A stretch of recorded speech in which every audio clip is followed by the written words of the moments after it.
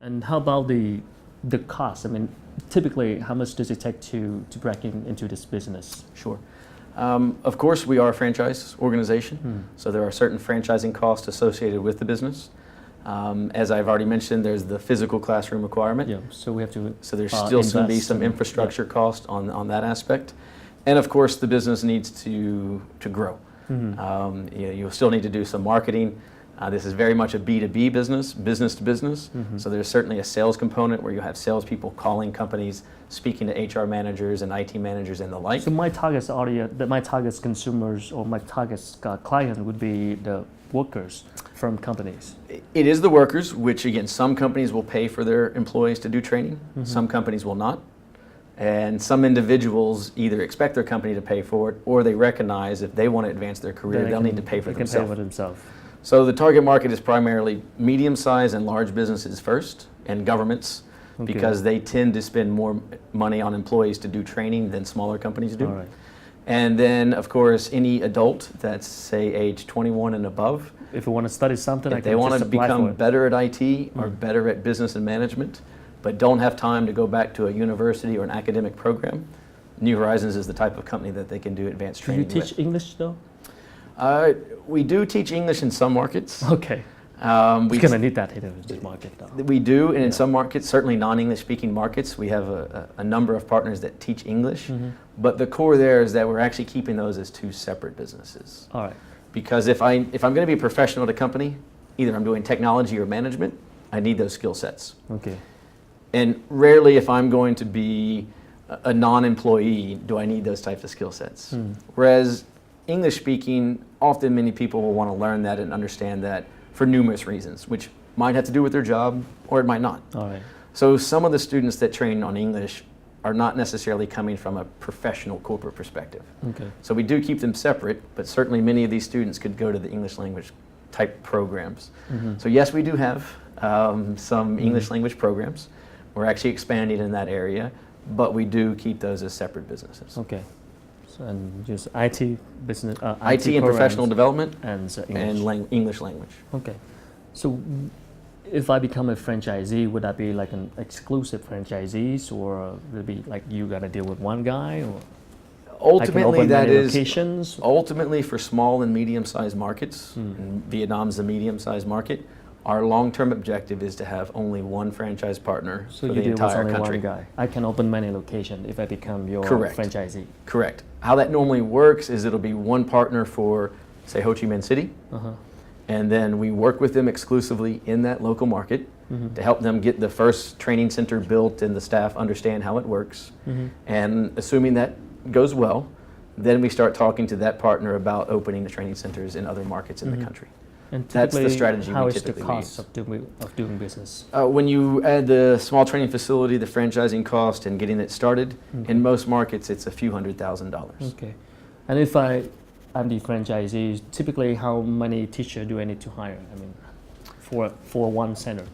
Most will start with 2 or 3 trainers, but over time that will certainly grow.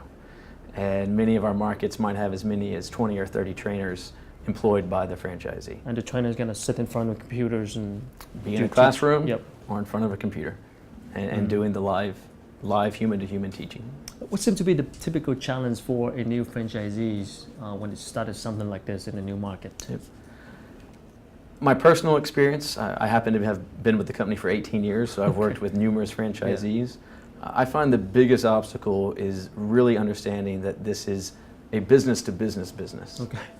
Most people, when they think training, they think academic and they think consumer. All right. So there is a bit of a difference. That's what I thought at the beginning. That's what most people think. Okay. So the biggest obstacle is really getting to understand that your main customer is a true professional adult customer, or it's a manager of a corporation.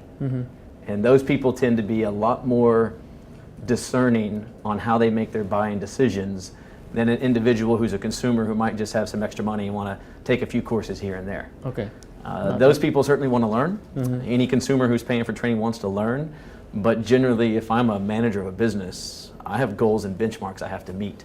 So this education better help me achieve those, or better help my staff achieve those. Okay. If I'm a professional, I have career goals. This education better help me achieve those career goals. So typically understanding that this is more of a truly professional business-to-business type training company is the biggest obstacle that most people have to overcome. All right. What kind of training that you provide for franchisees?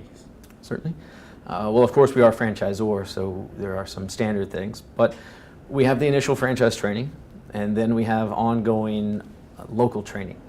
And we, as a franchisor, we actually are a bit bigger than most, I think, education franchisors. We have our headquarters, which is in the U.S., but we also have local regional offices for Southeast Asia, that is in Singapore. Okay. So the way we like to do the initial training is half of that is done in the U.S., Okay. and that's typically for the owner or manager of the business.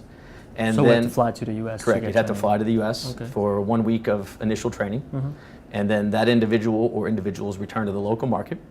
Then the local office begins to help them prepare the training facility, look for the staff, even possibly help interview some of the staff, make some recommendations. And then once that facility is prepared and the local team is ready, we then come here locally to do the second half of the training, which is preparing the local staff. So that's the type of initial training we give. A fair amount of support ongoing after that, of course. There are regional directors of support that work with the general manager of the business. Okay. They often will provide site visits coming to the local market to help the general manager. We also have conferences a couple of times a year where the owners and GMs and some other staff come together, sharing ideas, best practices, etc. So basically, I have to invest in my own facility. I have to hire my own teacher, but I get program materials from you, right? Fundamentally correct. What makes your programs different? I mean, well, one of the things about, well, there's two different areas. You have the IT training and, of course, the non-IT. In the IT training space, you can either offer authorized IT training or unauthorized. And the guys, or the individuals, or the companies that do the authorization are the vendors themselves, the Microsofts, the VMwares, the Apples, etc. And what our objective is to be a vendor authorized training company.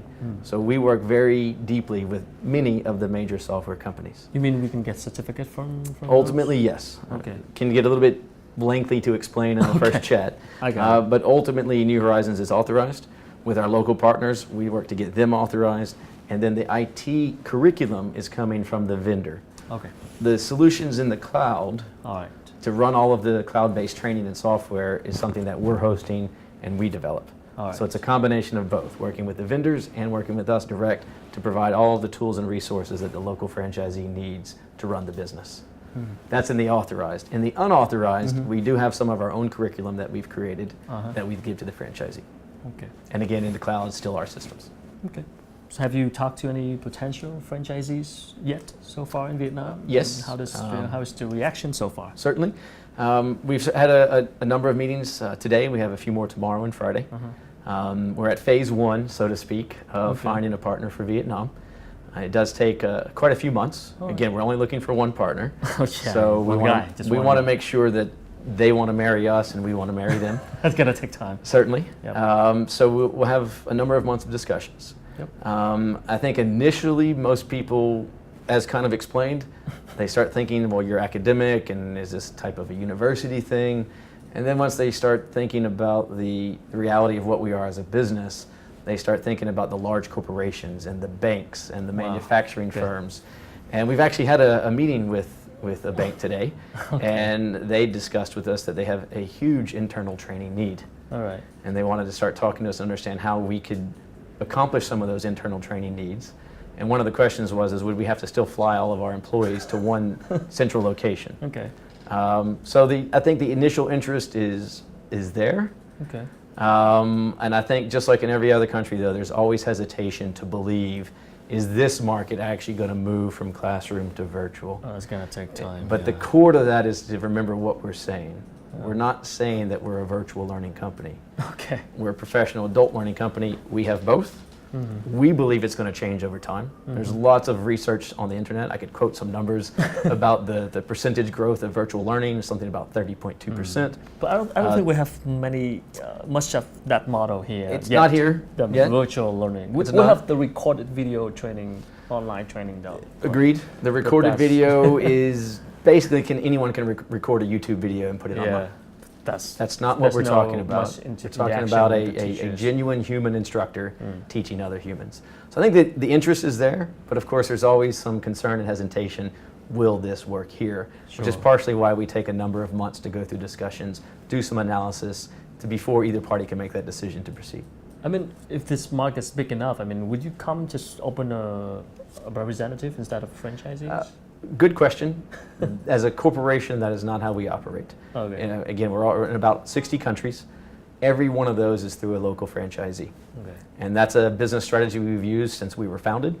We have never owned and operated a training center outside of the United States.